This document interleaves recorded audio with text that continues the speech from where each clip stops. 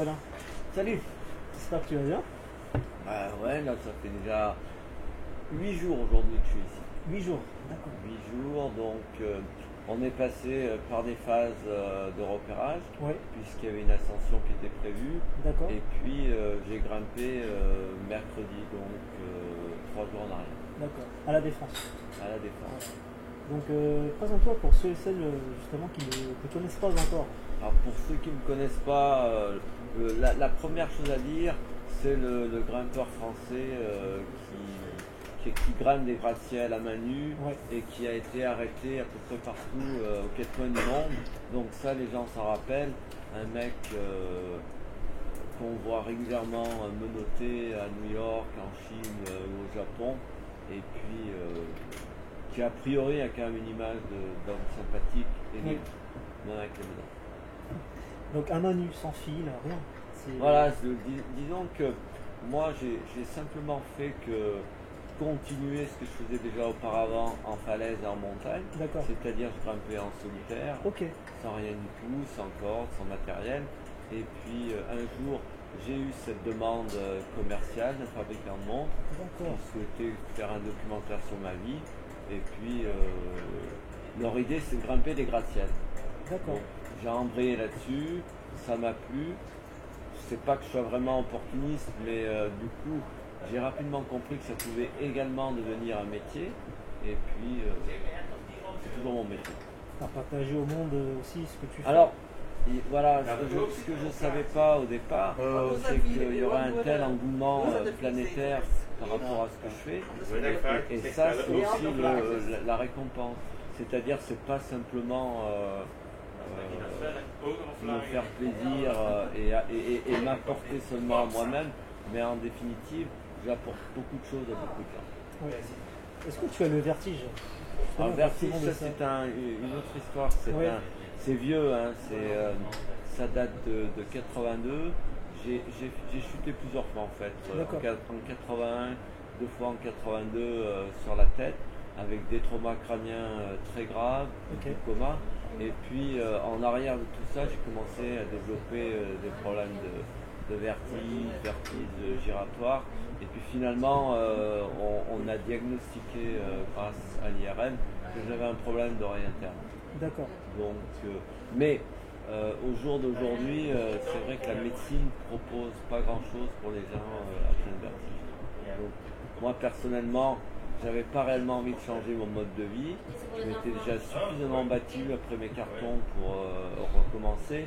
Et donc, je me suis dit, si déjà en tout cas tu as pu recommencer avec des poignets vraiment esquintés, un nerf cubital sectionné, bon, le vertige, c'est embêtant, mais pourquoi pas grimper avec le vertige? C'est encore. La notion de stress, d'adrénaline, Le stress, bon, c'est le propre de l'être humain, c'est-à-dire que chaque fois, avant une ascension, je suis dans une phase de compte à rebours. Oui. C'est un compte à rebours sur la vie, potentiellement sur la mort.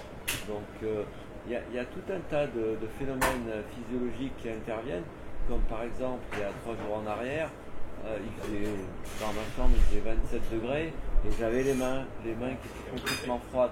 D'accord. Et ça c'est lié par rapport au stress. Le stress. Ouais. D'accord. Tu fais attention aussi à la météo? Ça, Ah, c'est la sûr. météo c'est super important parce que s'il y a vraiment quelque chose qui ne me permet pas de grimper, c'est la pluie. La pluie. Le froid, tout ça, je m'en fous. Bon là, La neige, s'il neigeait à gros flocons, ça peut rejoindre rapidement la pluie. Mais, bon, en parenthèse, à la Défense, les gros flocons, c'est quand même rare. Mais la pluie, c'est vraiment mon ami. D'accord. Comment tu prépares tes montées? Enfin, tu analyses la tour? Alors la préparation, c'est des repérages de nuit, de jour, des fois, ça dépend un petit peu. Là on est en Vigipirate, c'est très très haut niveau, donc c'est un peu plus compliqué. Mais bon, c'est en tout cas d'essayer la tour. C'est de faire quelques mètres à la montée, à la descente, plusieurs fois, d'analyser, je suis bien, je suis pas bien, de trouver une technique D'accord. qui corresponde à la difficulté de ce qu'éventuellement j'envisage de grimper un jour sans corde. D'accord. tu suis un entraînement en particulier? L'entraînement, c'est de rester en forme, en parlant, donc continuer à faire de l'escalade. Moi, chez moi, j'ai un plafond qui est assez long, qui fait 7-8 mètres d'avancée, donc ça à l'envers, et puis je fais les allers-retours. J'arrive à faire 10 allers-retours, donc si tu cumules 10 x 8, ça fait 80 mètres. 80 mètres au plafond, à 54 ans, c'est énorme. Si tu n'aurais pas grimpé, tu aurais fait quoi d'autre? Si j'avais pas grimpé, je pense que j'aurais grimpé.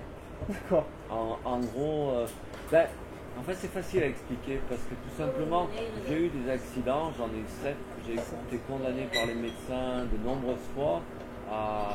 On m'a dit qu'ils ne voyaient pas comment je pourrais éventuellement regrimper un jour. Et en fait, la question elle rejoint exactement ce que moi j'ai décidé de faire. On m'a dit, tu ne pourras plus grimper, qu'est-ce que j'ai fait? J'ai regrimpé.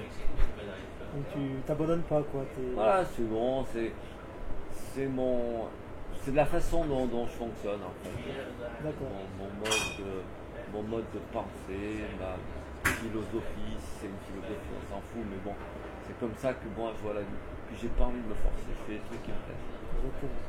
Donc, dernière question, est-ce que tu aurais un conseil pour les jeunes qui voudraient justement se lancer comme toi?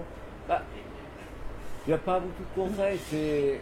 Moi personnellement, j'avais une passion, j'ai essayé de l'assouvir. Ça me semblait très important. Et c'est bien parce qu'en fait, j'ai eu ce déclic tôt dans la vie, aux alentours de l'âge de 8 ans. J'ai commencé l'escalade à 11 ans. À une époque, il n'y avait pas de mur d'escalade. Donc, c'est d'essayer peut-être de considérer que les rêves, c'est pas simplement des trucs qui ne se réalisent pas, mais des choses qui potentiellement peuvent se réaliser. Après, c'est le combat tous les jours. Très bien. Il n'y a pas quelque chose qui se fait, c'est pas aussi simple que ça. Exactement. Bon, merci pour tout, Alain. Oui, merci. Et à bientôt. À bientôt.